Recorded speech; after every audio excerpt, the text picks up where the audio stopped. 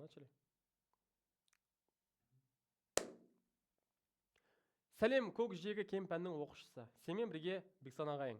Бүгінгі біздің видеосауымыздың кезекті шығарына қош келдің. Бүгінгі біздің тақырыбымыз ол европалық интеграция. Яғни осы сабақта біз жалпы европалық қауымдастық қалай құрылды, 70-ші жылдардағы жалпы европалық үдеріс қалай жүрді және Хелсинки қорытынды актісінің мәні не болды деген сұрақтарға жауап табатын боламыз. Ең біріншіден интеграция деген не ол? Өткен сабақта біз дезинтеграция туралы айтқан болатынбыз, иә?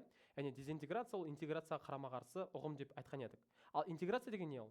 Интеграция деп тұрғанымыз ол бұрынғы бөлек тәуелсіз құрылымдарды жаңа үлкен бүтінге біріктіруге байланысты үдеріс атайды екен.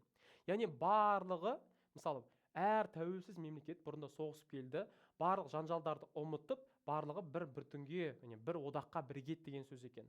Яғни интеграцияның өзі байланысу, бірлесу деген мағынаны білдіреді екен. Ең алғаш рет, мысалы, оны Франция жасайды. Яғни білесіздер, Франция мен Германия екінші дүниежүзілік соғыста бір-бірімен соғысады. Және Францияның сыртқы істер министрі Роберт Шуман ол айтады: Германия баяғы біздің жанжалдарымызды, соғысуымызды ұмытайық, кәне біз интеграцияға көшейік деді. Яғни сауда жағынан, бір-бірімізге экономикалық жағынан қолдау көрсетейік деді. Солай 1950 жылы 9 мамыр күні француз германдық көмір және болат бірлестігін құру туралы жоспарлайды. Осылай бізде кейін осы екі мемлекетке тағы 4 көрші мемлекет қосылып, жалпы 6-лық мемлекет пайда болады. Олар Бельгия, Италия, Люксембург, Нидерланд, ГФР және Франция мемлекеттері. Дәл осы 6 мемлекет 1951 жылы 18 сәуір күні Париж қаласында Европалық көмір және болат бірлестігін құру туралы шартқа қол қояды. Немесе оны сіздер ЕКББ ретінде біле аласыздар.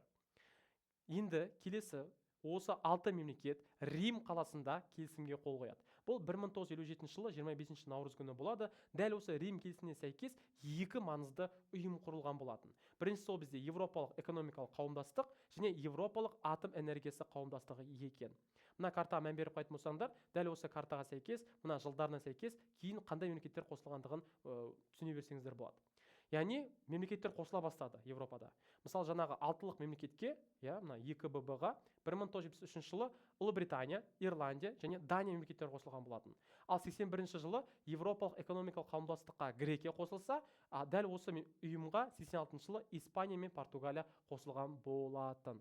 Яғни бір сөзбен айтқанда неше мемлекет қосылып тұр бұл жерде? 4, 5, 6, жалпы 12 мемлекетті құраған екен. Кейін 1985 жылы Люксембургтың Шенген деген кішкентай бір қаласында Европадағы 5 ел шекарада төлқұжатты және визалық бақылауды жеңілдету туралы келісімге қол қояды. Бұны Шенген келісімі деп атайды. Немесе сіздер оны Шенген визасы ретінде біле аласыздар. Мына суретте көріп тұрғандай. Яғни Европалық одақ мемлекеттеріне кіре алатын туристикалық виза болып есептелінеді екен. Яғни сіздер ешқандай шекарада төлқұжатты тексертіп, немесе бір визалық бақылауда жүрмейсіздер. Яғни барлығы жеңіл болады. Енді қараңыздар, дәл осылай барлық Европа елдерінің арасында осындай шекара ашылғаннан кейін, барлығы емін еркін бір елден екінші елге жүре алатын болғандықтан кейін Европа мемлекеттері осындай мына қауымдастықтарын көбейтуге, ұлғайтуға шешім шығарады. Яғни 92 жылы Европалық одақ құрылған болатын. Яғни Мастрихт деген Нидерландтың кішкентай бір қаласы бар. Сол жерде Европалық одақ туралы келісімшартқа қол қойылған болатын. Яғни осылай бізде ЕКББ-ға, Европалық экономикалық қауымдастыққа, Евроатом келісімшартына өзгерістер мен толықтырулар енгізілген болатын. Кейін дәл осы келісімшартты ары қарай жетілдіру шаралары жүргізіледі. Мысалы 97 жылы Амстердам келісімшарты, 2001 жылы Ницца келісімшарты, 2009 жылы Лиссабон келісімшарттары екен. Енді сіздер мына жерде жалпы осы Европалық одаққа қай жылы, қашан, қандай мемлекеттер мүше болғандығын көріп тұрсыздар. Яғни 51 жылы ана Европалық көмір болат бірлестігі дегеннен пайда болған, кішкентай ғана ұйым 6 мемлекеттен тұратын. Ол 2004 жылға қарай қазіргі уақытта 28 мемлекетті құрайтын ұйымға айналған екен. Міне көріп тұрғандай, міне 73-те Ұлыбритания, Дания, Ирландия қосылды деп айтқан болатынбыз.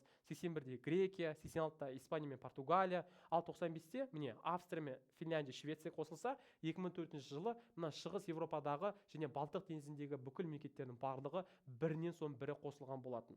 Яғни осылай қазіргі уақытта 28 мемлекет мүше екен. Енді қараңыздар, бүкіл Европа мемлекеттері бірігіп байланысып жатыр. Экономикалық жағынан бір-біріне қолдау көрсетіп жатыр. Ал шығыс Европа елдері ол кезінде ондай жоқ. Неге? Себебі олардың барлығы білесіздер қырғи-қабақ соғыс жылдарында мына кеңес одағына бағынышты болды. Солай 66 жылы Шарль де Голль деген Францияның президенті КСРО-мен ынтымақтастық орнатуға бағыт алады. Кейін 69 жылы Варшава шартты ұйымының елдері, яғни Шығыс Европадағы мына барлық мемлекеттер, барлық европалық елдерге жалпы европалық кеңес құруға үндеу жолдайды. Яғни айтады, сендер европалық одақты құрмаңдар, керісінше бізбен бірге бір жалпы европалық кеңесті құрыңдар дейді. Ал 71 жылы Вилли Брандт деген ГФР-дің канцлері жаңа шығыс саясаты деген қолайлы саясат жасап берген болатын. Енді қараңыздар, 1972 жылы мамыр айында ақш президенті Ричард Никсон және ККП-ның орталық комитетінің бас хатшысы Леонид Брежневтің кездесуі өтеді. Бұл кездесуде КСРО мен ақш арасындағы қарым-қатынастарда елеулі өзгерістер болған болатын. Яғни бұған қатысты осындай ОБД-да сұрақ келген. 72 жылы кездескен мемлекет басшылары деген секілді. Осыларды ұмытпаңыздар. Енді қараңыздар, Европалық қауіпсіздік ынтымақтастық кеңесінің қорытынды актісі деген не ол? Ол 75 жылы 30 шілдеден 1 тамыз күні болған Хельсинки қаласындағы конференцияда қабылданған болатын. Яғни бұл Европалық қауіпсіздік ынтымақтастық кеңесінің қорытынды актісіне 35 мүше мемлекет және үкімет басшылары қол қойған екен. Яғни осы Европалық қауіпсіздік ынтымақтастық кеңесінің қауіпсіздік үш өлшемі бар. Оны біз бірінші себет, екінші себет, үшінші себет деп бөліп қарастырамыз. Әр себетте қандай салалар бар екендігін сіздер міндетті түрде білу керексіздер. Яғни бірінші себет ол бізде әскери саяси қауіпсіздік, екінші себет ол әріптестік, яғни экономика, ғылым, техника, қоршаған орта салаларында. Және үшінші себет ол бізде әріптестік, гуманитарлық және басқа салаларда екен. Түсінікті ғой? Жақсы, енді қараңыздар, қауіпсіздікті қамтамасыз ету саласындағы сенім шаралары бойынша басқа да келіссөздер өтеді. Мысалы 77-78 жылы мына Белград қаласында, 80-83 жылы Мадрид қаласында. Бірақ осы екі конференция ешқандай елеулі келісімдерге әкелмеген болатын. Мына тек Вена кездесуінде ғана келіссөздерді жалғастыру туралы шешім қабылданған болатын. Осылай бізде жаңа Европа хартиясы деген құрылады 90 жылдары. Яғни Европалық қауіпсіздік ынтымақтастық кеңесіне мына қатысушы мемлекеттер қабылдаған болатын. Осы жаңа Европа хартиясын, яғни бұл құжат кеңесті дамытудың жаңа бағытын белгілеп, ұйымға айналдыру үдерісін бастаған болатын. Яғни осылай бізде 94 жылы ол ұйымға айнала бастайды. Яғни 94 желтоқсан айында Европалық қауіпсіздік ынтымақтастық кеңесі Европадағы қауіпсіздік және ынтымақтастық ұйымына өзгертілген болатын. Яғни осындай да ОБД-да сұрақ келген екен. 94 жылы атауы өзгерген ұйым деп. Оны сіздер осыны айта алады екенсіздер. Осы оқушылар біздің сабағымыз соңына жетті. Сабақтың соңына сіздерге кеңес. Білімнің иығына шықсаң, әлем сенің аяғының астында қалады екен. Сол үшін әлемді жаулағыңыз келсе, білімді көп алыңыздар. Сіздермен болған Бексан ағайларыңыз және 140 білім беру орталығы 140 пен бірге 140-ға жетейік.